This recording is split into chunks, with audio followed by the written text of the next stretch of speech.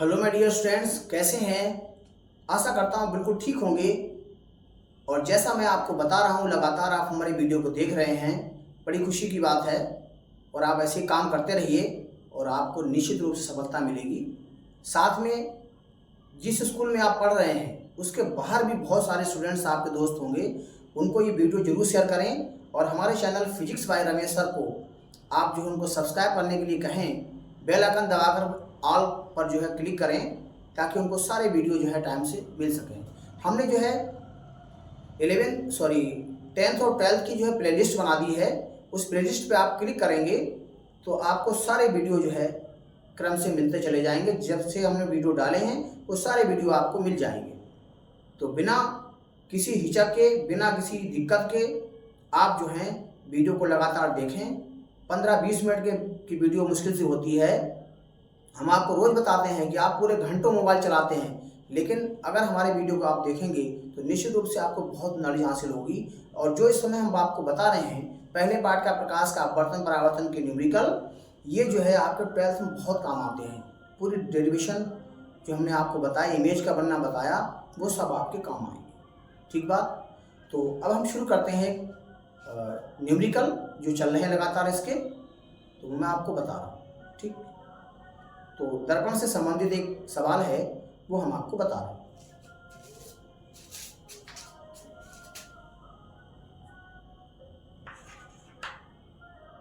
किसी अवतल दर्पण से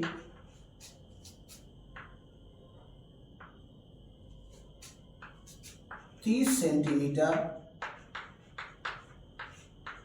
दूरी पर स्थित वस्तु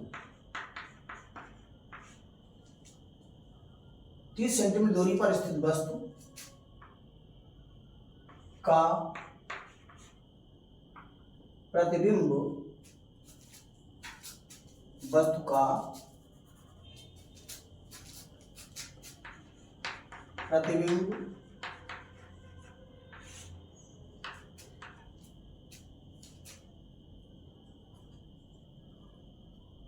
15 सेंटीमीटर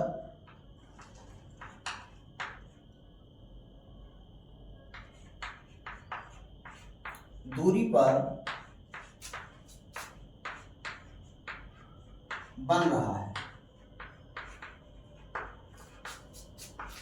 दर्पण की फोकस दूरी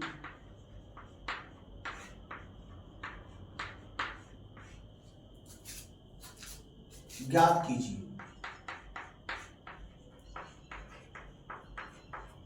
बहुत आसान सवाल है और ये पेपर में पूछा भी गया है। किसी अवतल दर्पण से 30 सेंटीमीटर दूरी पर स्थित वस्तु का प्रतिबिंब 15 सेंटीमीटर दूरी पर बन रहा है। दर्पण की फोकस दूरी याद कीजिए। हमने आपको बताया था जो वस्तु की दूरी है दर्पण से वो u होती है और हमेशा माइनस में लेते हैं, और जो प्रतिबिंब की दूरी है वो v होती है। वो जो है कहाँ पर बनेगी, ये हम जो है कैसे पता लगाएंगे, हमने आपको बता दिया। क्या कि 30 सेंटीमीटर दूरी पर वस्तु रखी हुई है और कहाँ बन रहा है उसका प्रतिबिंब, 15 सेंटीमीटर दूरी पर बन रहा है। तो आपको v भी दिया है और u भी दिया हुआ है। दर्पण की फोकस दूरी याद करनी है। तो यहाँ से देखिए, पहले तो हम एक जो है मान जो दिए हुए उसको लिखते हैं। क्या क्या है, वस्तु की दूरी, वस्तु की दूरी दे रखी है u बराबर -30 सेंटीमीटर। प्रतिबिंब की दूरी दे रखी है, प्रतिबिंब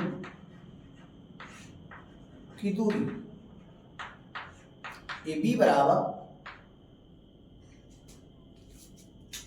आपको दिया -15 सेंटीमीटर, क्योंकि एक शब्द यहां बढ़ा दें, यदि प्रतिबिंब वास्तविक बन रहा है।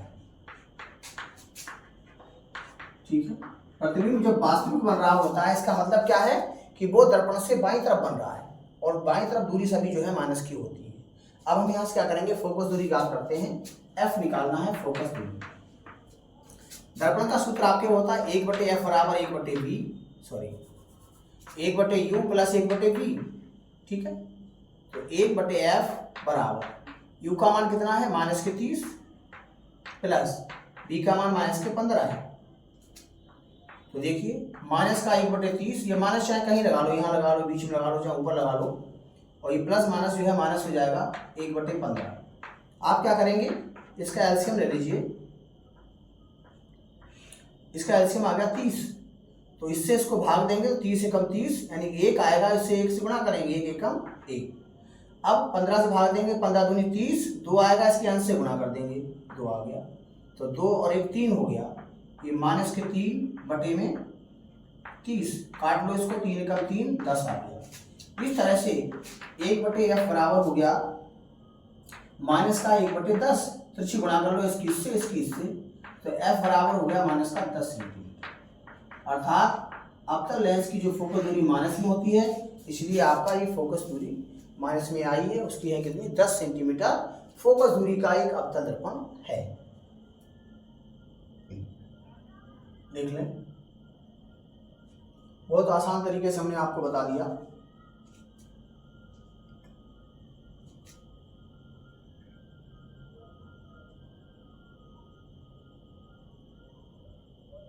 चलिए अब हम बात करते हैं किसकी, लेंस के सवालों की। ये तो हमने आपको दर्पण के सवाल बता दिए बहुत सारे, और आगे हम बात करते हैं लेंस की। और लेंस में सबसे पहले हम बात करते हैं किसकी, जो आपको हमने अपवर्तन का सूत्र बताया था उस पर आधारित सवाल बताते हैं। स्क्रीनशॉट ले लें इसका।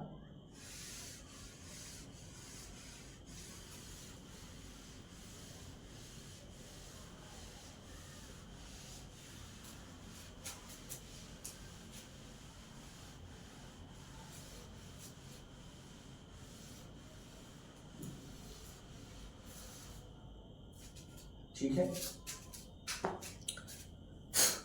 देखिए अगला क्वेश्चन है इसमें,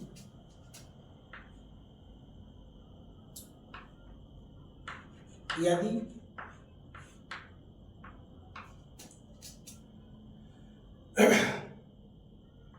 किसी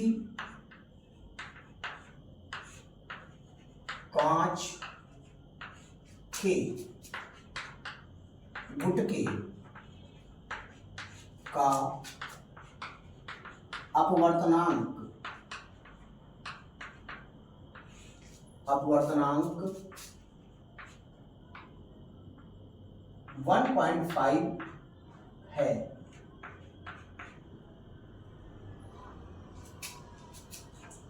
और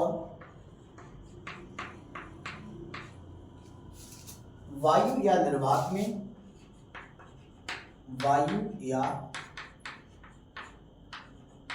निर्वात में प्रकाश की चाल 3 × 10⁸ मीटर प्रति सेकंड है, तो कांच में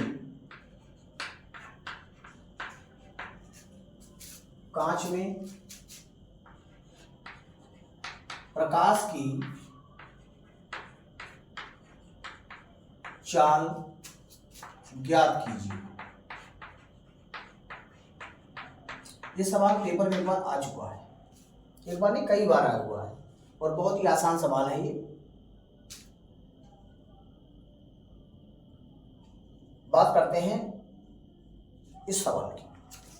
यदि किसी कांच के गुटके का अपवर्तनांक 1.5 है और वायु या निर्वात में प्रकाश की चाल कितनी है, 3 × 10⁸ मीटर प्रति सेकंड है, तो कांच में प्रकाश की चाल ज्ञात कीजिए। हमने आपको बताया था कि जो अपर्तनांक की परिभाषा होती है उसमें क्या है, n बराबर c अपान बी। c निर्वात या वायु में प्रकाश की चाल है और b क्या है, जिस माध्यम में प्रकाश चल रहा है, अर्थात प्रकाश यहाँ कांच में चल रहा है। तो कांच में प्रकाश की चाल आपको याद करनी है। तो जो अपवर्तनांक है वो दिया है, इसका फल देखिए। अपवर्तनांक जो है वो n से प्रदर्शित करते हैं। n बराबर दिया है 1.5, ठीक है। प्रकाश की चाल जो होती है वो c होती है। प्रकाश की चाल c बराबर दिया 10⁻⁸ मीटर पर सेकेंड। कांच में प्रकाश की चाल निकालनी है। कांच में प्रकाश की चाल, यहां पर v आपको निकालना है। तो हमें सूत्र पता है n बराबर c अपान v। यहां से मान लीजिए n बराबर c का मान है 3×10⁸ और v का मान हमें निकालना है। ये मान बाद में रखेंगे, पहले हम इसको सूत्र बना लें। v का मान निकालना है तो v यहाँ ले जाओ, n यहाँ ले जाओ, c अपान n हो जाएगा। अब सीधे मान रख सकते हो, ये 3×10⁸ बटे में n का मान 1.5, दशमलव हटा देंगे 0 बढ़ जाएगा, 15 दूनी 30। तो इस तरह से कांच में प्रकाश की चाल 2×10⁸ मीटर पर सेकेंड आ गई। बहुत आसान सवाल है।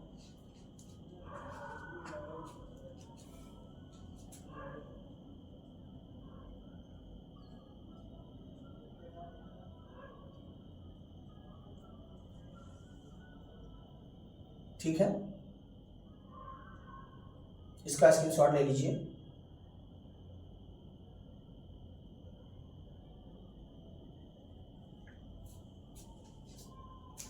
तो डियर स्टूडेंट्स, आज के लिए इतना ही काफ़ी। थोड़ा थोड़ा हम पढ़ेंगे और आराम से इसको करते रहेंगे।